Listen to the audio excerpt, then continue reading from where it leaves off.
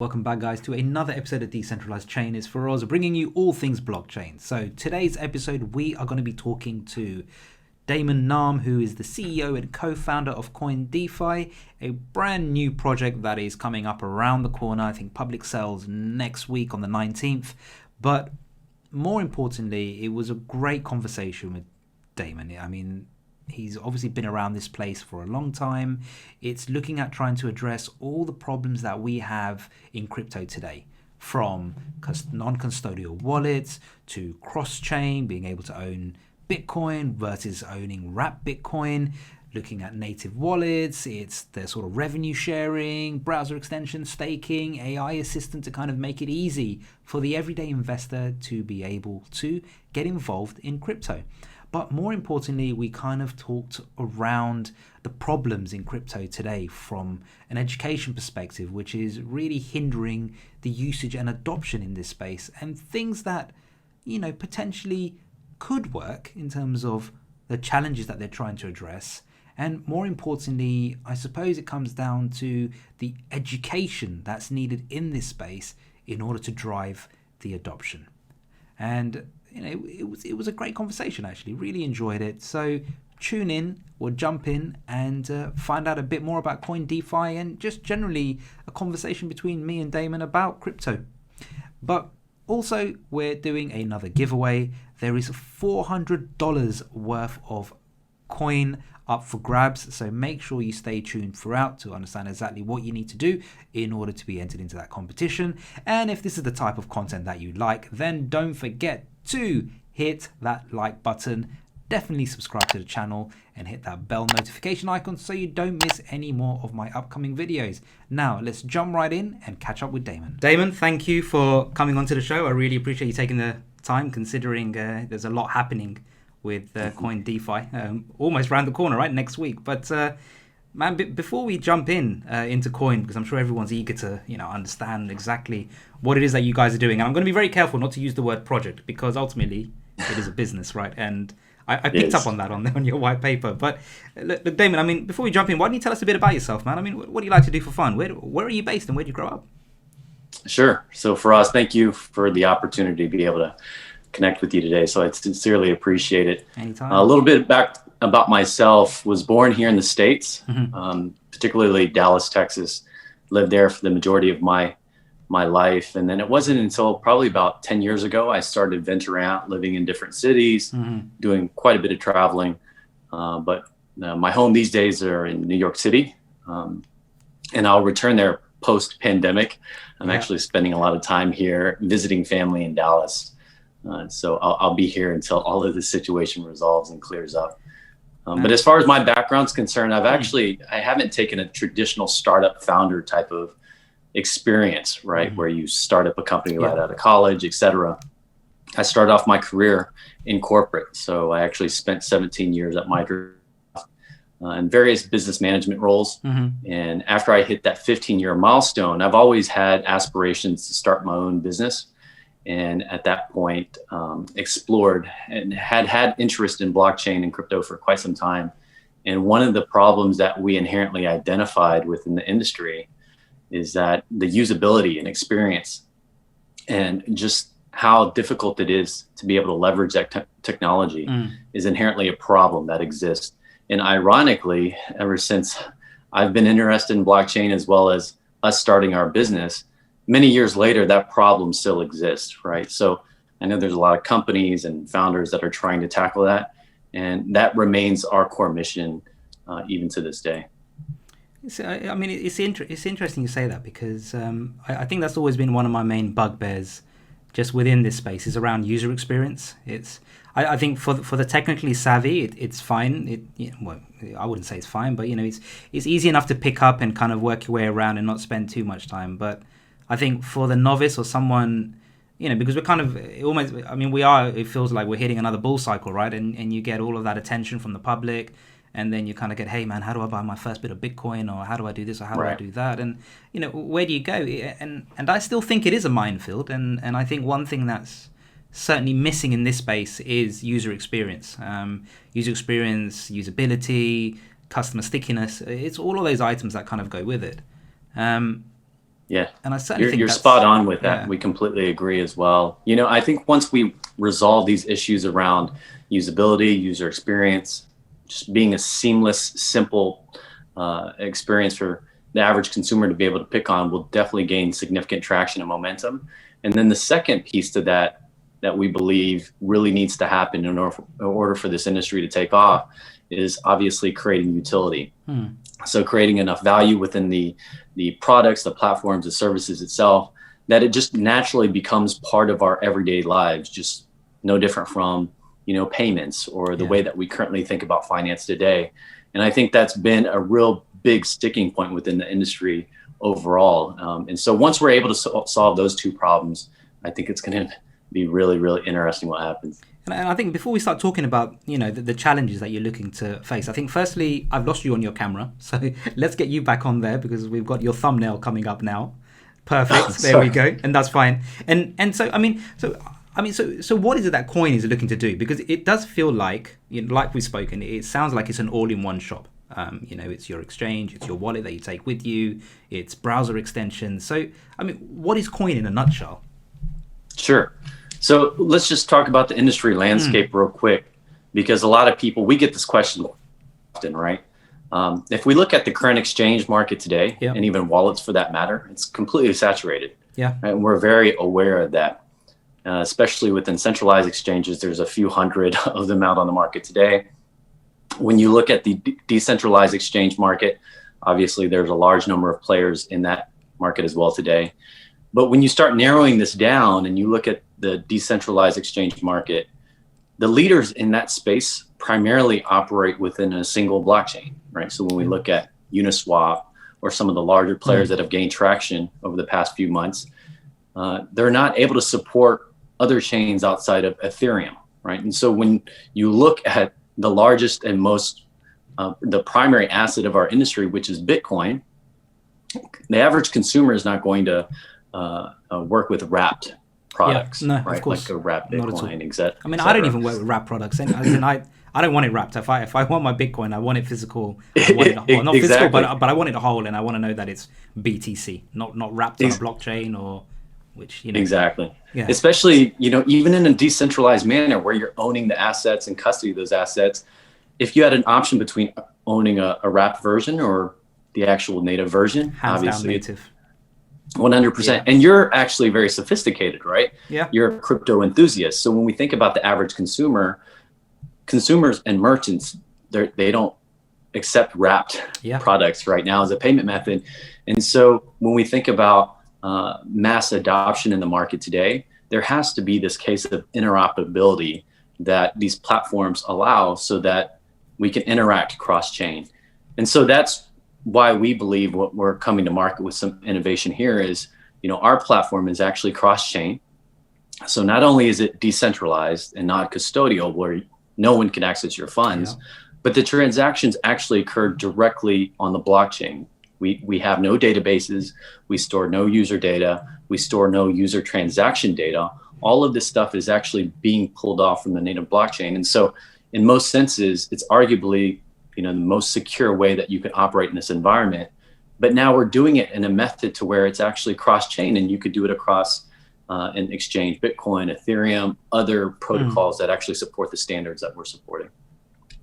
So, and I think that's it's a powerful statement as well as what the proposal is, because ultimately I think if that option was actually let me rephrase it a different way, because what you've said today is segmented. Actually, you can do all of that today. You can go into multiple platforms, and people might prefer to just stay on Binance just because they know exactly what they're getting. They can work with order books, all of that stuff. I think one of the things for me, like when it comes to Uniswap, for example, is certainly if there's a new project or whatever's launched, if there's a lot of volatility, there's a lot of slippage in that, and in fact you can lose a lot just trying to exchange from one asset to another, just purely down to slippage or even being front run by bots. I've seen it all in Uniswap already to date.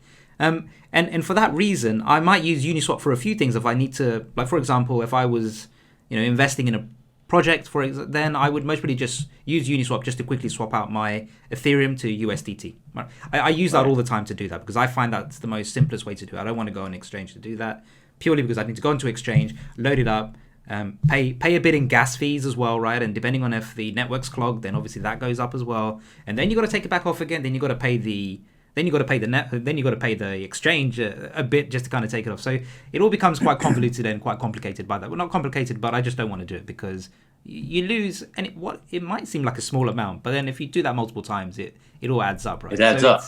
And I think that's one of my main bugbears. But the other issue is that, I still use Binance purely because there's an order book. If I want to, I do simple trading myself. I'm more of a support and resistance trader more than anything else. I don't really look at cup handles and coat hangers or what I have you have, right?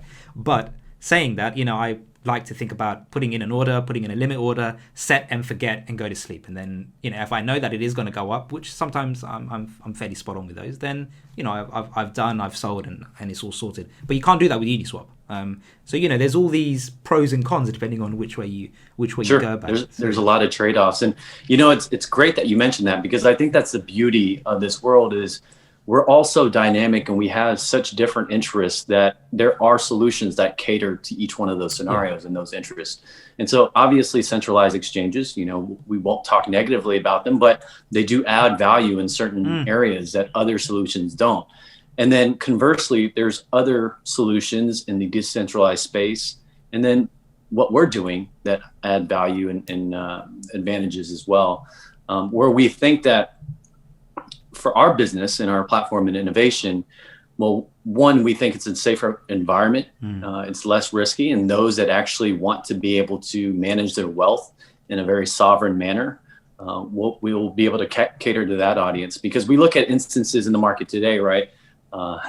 For example, centralized exchanges, OKX, their founder has been detained for a month, and the exchange hasn't been able to support user withdrawals for a month. And so, that inherently becomes risky. And so we're trying to cater to the market that really wants to be able to manage their own funds with extreme flexibility, autonomy, and just overall sovereign wealth management.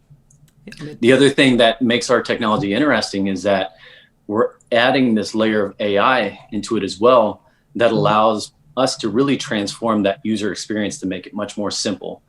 And so with the intelligence that we're building, it enables folks to be able to get data insights regarding their portfolio or maybe the industry, as well as help execute transactions faster. And so the example that you mentioned earlier about kind of setting it, forgetting it, et cetera. Yeah. With our intelligence, we'll be able to learn your preferences, or you can input your preferences, and you'll be able to go to sleep at peace because you have this layer of AI that might be operating on your behalf and can execute some of the logic that you would be doing while you're online. Or perhaps, maybe you want to send or exchange funds using the technology itself. You can actually just input a command into any input field and then be able to do that without having to navigate to a website, logging in and all that. So inherently, we're trying to create something very transformative in terms of an experience, but layer that on top of very sound technology that is direct on the blockchain to really create this overall experience that's extremely simple, but then also very secure, where users have their own option to manage their wealth.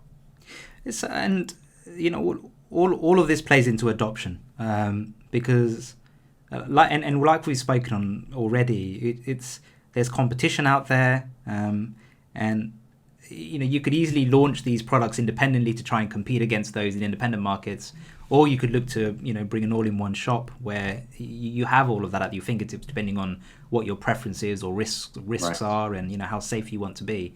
So I suppose I'm curious as to the project, what you're building sounds great, but then it doesn't go forward without any adoption, right? And so I'm curious how, as a user of multiple platforms, for example, what would entice me to go to you? Because there needs to be some sort of pull. Then there's, and I'd say I'm an intermediate. I wouldn't say I'm the most advanced users out there. I'm kind of somewhere in the middle. I'm not in crypto full time, so this is just more of a hobby and a passion, and I like it. But then you've also got those who are, getting excited and hearing about it, and they also want to come in and adopt. But then others will be saying to them, hey, what's the easiest way to buy Bitcoin? Go to Coinbase, put your credit card in, boom, you're done. You've got what you want, but obviously Sure. just know that it's non-custodial. So now you've got a problem here. So I'm curious around how do you drive your adoption to try and win at the end of the day, we're winning market share, whichever way you look at it. We're trying to take market share away from other platforms, other products. So I'm curious, how does that play in? Yeah, that's a great question. And, we have a two-pronged strategy to be able to address multiple audiences. And so we obviously, because of the interest and explosion in DeFi, we want to be able to cater to the sophisticated, the crypto enthusiasts that are out on the market today. And with that, we have some programs that really incentivize people to be able to help us operate the network, right? So as a current enthusiast in the market today, whether you're a yield farmer or you want to provide liquidity, you can stake on our platform. You can actually create liquidity pools in order to be able to supply the network and then be able to earn rewards off of that. And then obviously be able to just operate as your normal wallet and then be able to facilitate exchanges all in a very, very simple manner. And so that kind of really addresses the current audience, the ones that are already in the market today.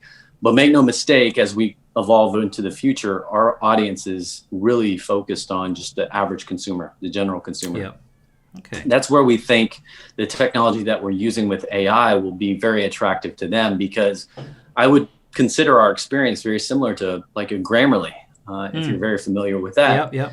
The general spell checker, it works in the background. It leverages AI to be able to really help facilitate and make you a better writer. So our AI really facilitates a very similar experience where, once you install our extension, if you're not that keen on finance, which most people aren't because, financial literacy is a real thing. Suppose you're just browsing on the web, we'll highlight keywords that we have data or insights on.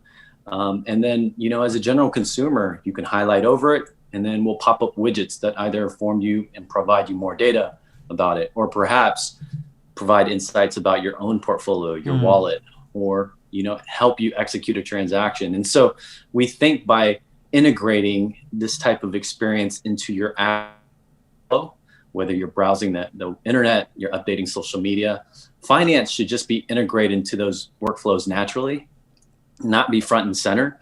And by creating these type of experience, we think it's going to be very attractive for just the average consumer to be able to transact and build trust, confidence, and so on over time to be able to adopt our platform.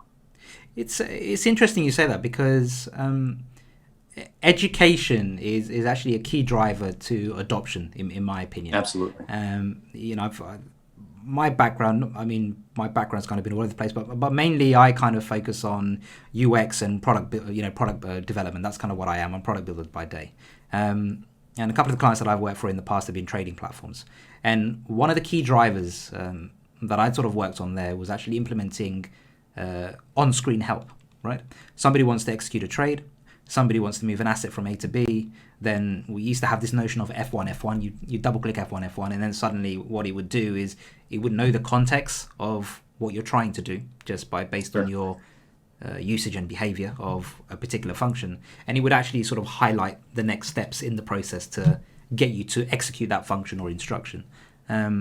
So I like the sound of what you're saying there in terms of, and I suppose you hit the nail on the head. I suppose if you was to say you are the Grammarly of that type of function, then ultimately you're helping them on the fly, and on the fly then means adoption, usability, brand advocates. And I suppose the more you know about a product, the easier it is for you to be able to adopt and use it and ultimately talk positively about it versus negatively. Exactly. And that's part of our core belief system. And, quite frankly, if we look at the industry today, statistically, data shows that we've only scratched the surface, right? Adoption of blockchain and crypto across the world is equivalent to about 5% of the overall population. And so as we understand that the industry is growing with support from even institutions such as, what PayPal is doing and the investments that Square and MicroStrategy are, we know that digital assets are real and consumers will begin to adopt it over time. And so as this next wave of adoption occurs, especially at the consumer level, we want to be their first touch point of finance and really help onboard that next generation of consumers that join our industry. And we think by providing them, these tools, this type of experience, and most importantly, assist them in the areas of education to where they feel they're learning things, they feel most comfortable, and they're trusted. We're building that trust with them. We think that that's going to really help us with our user acquisitions. No, for sure. I mean, the evidence is there even in bricks and mortar businesses where you educate, you ultimately end up promote and have more engagement with users. That's kind of goes hand in hand. So let's move a little bit away from the platform, because I'm kind of more curious about the people executing behind your project. The business, right? The business. So let's talk about your team and partners. I mean, how did you actually get into crypto yourself, though? As in, what kind of made you think? You're in crypto full time, right? Yes. Yeah. Oh yeah. No. Yeah. This has been a full time journey ever since I left Microsoft, and so we've been all in. And when I say we, great segue to the team in that. When I worked at Microsoft, one of the individuals I met early on in my career had the opportunity to work with on a project was our CTO. And his name is Byron Levels, extremely talented, especially on the technical engineering piece. And so naturally, when I looked to leave the company and wanted to start this journey in creating this startup and executing this mission, first person I thought of was Byron. He had worked there for nearly a decade as well. We built a great, not only professional, but personal relationship. And then from there, we linked up again, and now we're here. And so between both myself and himself, we really focused on just kind of executing, defining the vision, and then executing from there. We have another handful of resources on the team as well. All of them are, with the exception of one person, engineering focused, because we believe in building first. And so we have developers that are kind of spread across globally, with the majority in the US. Yeah. And then collectively as a team, we have folks that are dedicated on the AI side. We have our developers are all full stack so that we can actually work across different areas, even though all of them do have specific specializations, just in case others need to be able to fill in. But we're a very small team, and what we're looking to do is, with the support of the community, continue to grow and scale. But then most importantly, I think at least our mission is to transition the company to a DAO. So we have this long-term ambition to really move away from this model where it's centralized even within the company itself. And so part of our initiatives over the next year are creating a lot of programs, not just developer and engineering programs, but operational programs that incentivize the community to really help grow this beyond what we can do. Right. So the fastest way we understand to scale is you have to be able to collaborate. And in our industry, the fastest way to do that is by leveraging your developer communities, your just operational communities, and so on. And so we have earmarked a number of different developer programs that allow independent third-party developers or anyone to continue to build on top of the platform. And so our hope is that, through these programs, that through wild imaginations and dreams, people are doing things that we would have never imagined, and it becomes something that just helps and creates a lot of impact across the globe. Interesting. So, I mean, and I've always liked the concept of the DAO. Actually, that there are plenty of communities out there that are DAO communities, which and I belong to a couple as well. And it's interesting because you get people from all walks of life, different backgrounds, different experiences, but together they all leverage on each other, and you're able to come up with something that's unique, that's different, that's multifaceted as well at the same time, which is which I certainly think that's the way forward. Certainly within crypto and sort of the emergence of community DAOs almost leading and running projects that once were started off from a centralized fashion. Let's talk about some of your partners and advisors, because when I was going through the site, I've noticed that you've got a few folks from Celsius, Augur, Mashable, all quite noteworthy. I mean, and I'm always curious behind these advisors in terms of what value do they bring to your vision? I mean, how are they helping you? Yeah, no, that's a great question. And I see this all the time, right? Because one of the problematic issues in our industry is a lot of people use that to their advantage in order to just help promote name the drop, market. right? Exactly. Name dropping and so on and so forth. Whereas our approach, we leverage them really in the areas where we know that we aren't that strong in, right? Where we have weaknesses. And so if you look at the folks that we have on our advisory board, they're there to really help complement us in our business and help us define and shape even the direction of the business. And then also through their extended networks to be able to either connect with folks that we may not have access to and so on and so forth. And so, if we look at the 4 advisors that we have on our board today, if you notice, each one of them really has a specialty or area of focus, which I think is very important because typically in the blockchain industry, people just get names to be able to help kind of name drop, promote. And in our case, we have someone that helps us on the AI side, Christina Apatow, previously VP at a company called API.ai, which was acquired by Google. Okay. And then we have Pete Mashable, Pete Cashmore, founder at Mashable. So he helps us out on the media, marketing, PR perspective. And then we have Alex Mashinsky, Celsius Network, really helps us out with a lot of direction in blockchain and finance. And then Jeremy Gardner helps us. He's founder of Augur, and he helps us with not only blockchain related items, but also operations. And so I have scheduled quarterly meetings with each and every one of them. On top of that, we also have developed personal relationships where, I can send them text, ad hoc, consultative basis. And so I personally lean on them fairly heavily in order for us to really make sure that we're in tune with what's going on in the industry, maybe get some guidance, some help, and so on. Whereas I think traditionally in the industry, advisors are leveraged in a much different light. I like that. I mean, so as in a lot of work that I do is kind of more within an agile environment or agile methodology. And I think one thing that kind of came to my head while you were talking is it's more of a servant leader. And I think that's what really makes a difference in terms of you don't need to know everything and how to do everything and run it all off your back. You don't.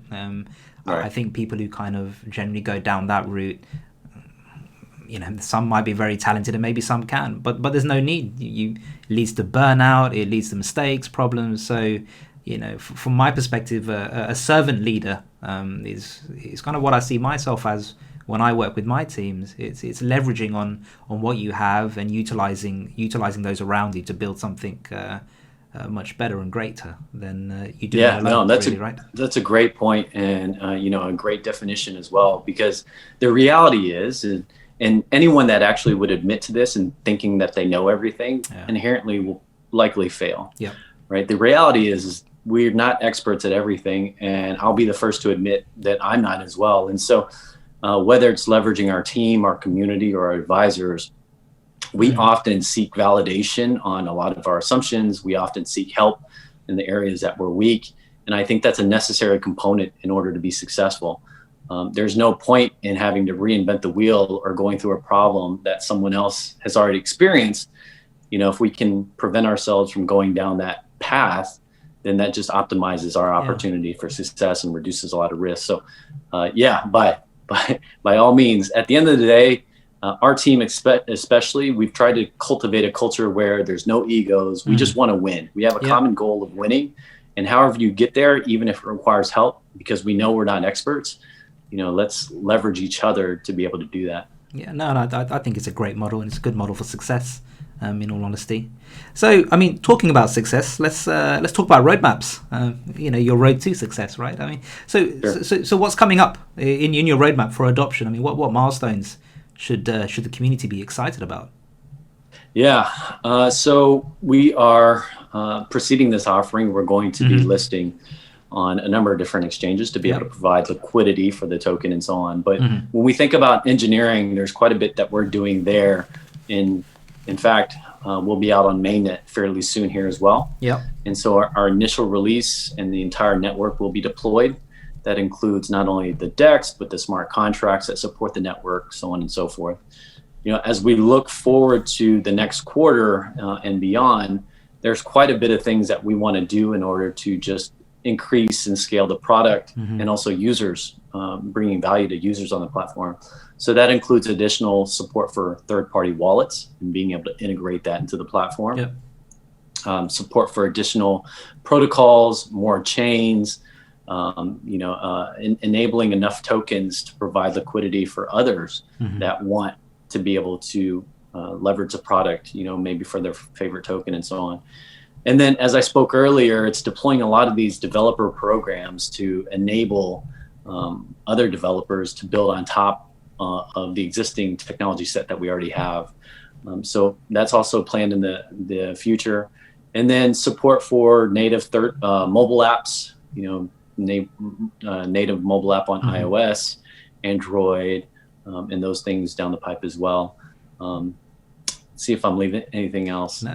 Additional support for browser extensions, because we're not only a web app, but we also have this browser extension component that integrates the AI. Yeah. And so upon release, we'll be supporting Google Chrome, but we obviously want that experience to be shared across the availability of Safari, other popular browsers, Firefox, etc. And then lastly, we have a proof of concept around this. I don't know if we'll actually bring it to market, but the product and the AI is actually integrated and available even inside of Messenger clients. Okay. So you can actually operate the exchange and your wallet inside of Telegram or Messenger. And we have working proof of concept of that right now, but we want to make sure the security model there is extremely safe and secure, because visually you're not seeing our app. Yep. Hey Damon, I think we lost you. You there? Oh, that's better. There you go. Right. I apologize. That's all right. No worries. Technical difficulties. Well, it happens to the best of us, right? So it's completely fine. Right. So I mean, we were talking about roadmap just before you cut off. And obviously that naturally just kind of leads me on to, I suppose, one of the other milestones in your roadmap is what we touched on earlier. You've got your public sale coming up almost around the corner, right? So I think, first of all, what viewers might be eager to understand is, when moon, when public sale, when pre-sale. But, when is the public sale from a fundraising perspective? Sure. So we're holding it in conjunction with Trust Swap on the 19th of November.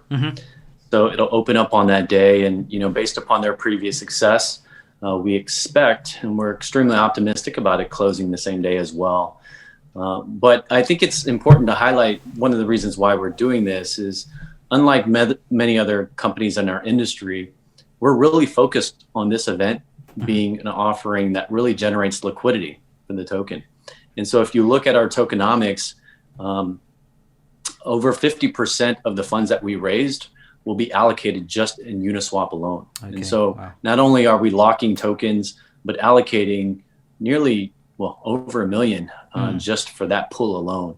And then a quarter, a little less than a quarter, we're also leveraging those funds to be able to list on a centralized exchange, be able to support volume and spreading across different channels using a professional third-party market making firm, so on and so forth. And so, if I was an investor or anyone interested in looking at this, I would make sure, whether it's our business or any other companies that you're looking at, there has to be some sort of liquidity strategy in place to make sure that the availability of the token is being circulated, there's enough volume, and so on and so forth. And so that's really what we're leveraging this offering to do, because we've had the luxury of being able to build, and we have technology that we're bringing to market that we're going to deploy very, very quickly. So, I mean, and interestingly, like any business, you have your fundraising stage, which obviously certainly helps with acceleration, growth, etc. And, that is temporary, because you can't endlessly keep fundraising. So sure. I suppose one of the other areas that I'm really interested in is, how do you then continue to generate revenue as a business? Every business, actually runs on revenue, right? So, what's the revenue model here exactly in terms of sustaining beyond just the fundraise?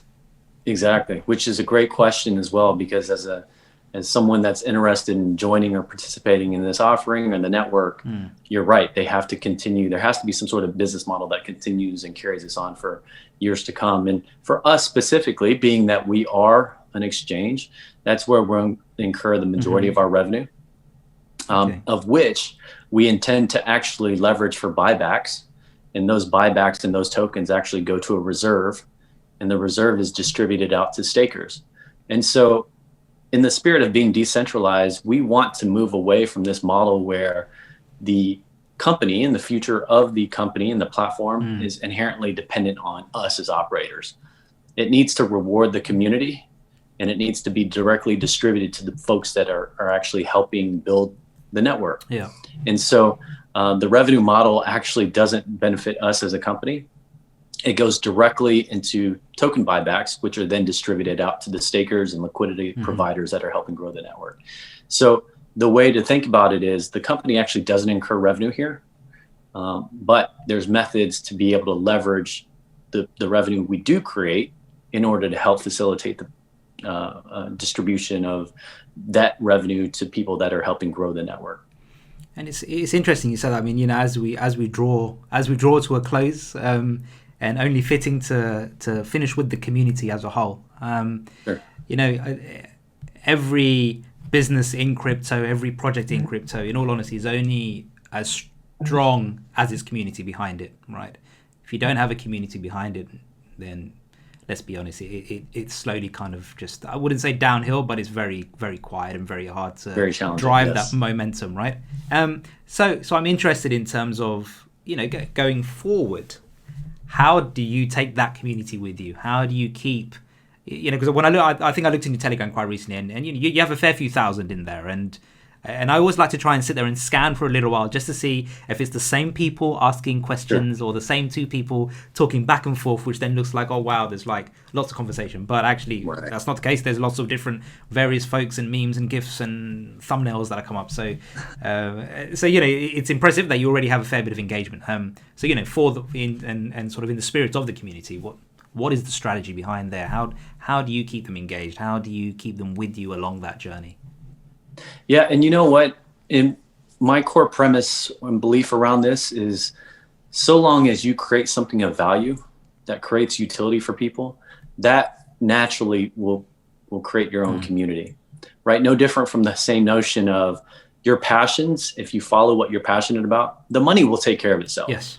And so we take the same approach with our community, in that, if we are responsible and diligent in creating the right value in our product, in our ecosystem, the community will naturally follow. And those folks will be your largest spokespeople, right? You won't even have to do marketing, because they find so much value that they're actually speaking on your behalf to other people, which naturally referrals are the most organic and best way to be able to acquire new customers. And so our first and foremost effort in growing the community is actually creating enough value for them so that it just naturally occurs. On top of that, once we do have those type of users on board and acquire those folks, it's our responsibility to retain them. And again, that's through additional value, feature sets, et cetera. There's things that we have planned within from a marketing perspective to keep those folks engaged, including, just your typical standard marketing items, and promotions, giveaways, influencer marketing, and so on. But at the core of our business and what we want to be able to do, if as long as you create enough value and utility, the people will follow, right? And so that's what we really want to focus on. We don't want to be a marketing engine. Yeah. We would have failed we've seen a lot of companies do this in our space. Yeah. They're great at marketing, right? But the substance isn't there. And so we want to take a different approach, much similar to how some of these DeFi projects have grown over the summer. They start from nothing, and all of a sudden overnight they're a success. And a lot of it's because of inherent value that they've brought to, particular users. So we take the same approach. Well, look, I mean, it's good to always hear, and it's reassuring to hear that community's core, certainly in terms of moving forward. So, we've come to that stage in the interview where we wrap up, and obviously not say our long goodbyes, because I'm sure I'd love to have you back on the show again, and see where we are a quarter from now, 6 months from now, just to see whether the interview we had today and what is being delivered tomorrow marries up. So it's always good to see that. But before we do, Absolutely. Any last words for our viewers out there? What do they need to do? Where do they need to go to stay tuned for the latest and greatest around Coin DeFi? Sure. Yeah. The most up to date information will always be on our website at coindefi.org. And we encourage anyone to be able to join our Telegram channel. Our username is CoinDefi. We'd love for you to participate and join the discussions, and hopefully through our technology earn enough trust and credibility so that you join the Coin family. Good stuff. But other than that, for us, thank you so much for the opportunity. Thank you for what you're doing for the industry. It's very tough and challenging to find people that have good interest and are passionate about what they do, but most importantly, operate in a manner with high integrity and strong values to be able to help us grow this industry further. So congrats to you, and thank you for all you do for our industry. Thank you, man. And right back at you, to be honest. It takes one to know one, in all honesty, in this space. So Damon, like I said, thank you so much. Your public sales around the corner, so I know you're extremely busy, and I certainly appreciate you coming on the show. Just to, and we've spoken in length, given our technical difficulties. But I hope the viewers gain good insight from this, because I think education is key in terms of adoption and growth and engagement. So, yeah, Damon, thank you, and let's stay in touch. Yeah, absolutely. Would be a pleasure to do this again in the future. Definitely. Speak to you later. Bye-bye.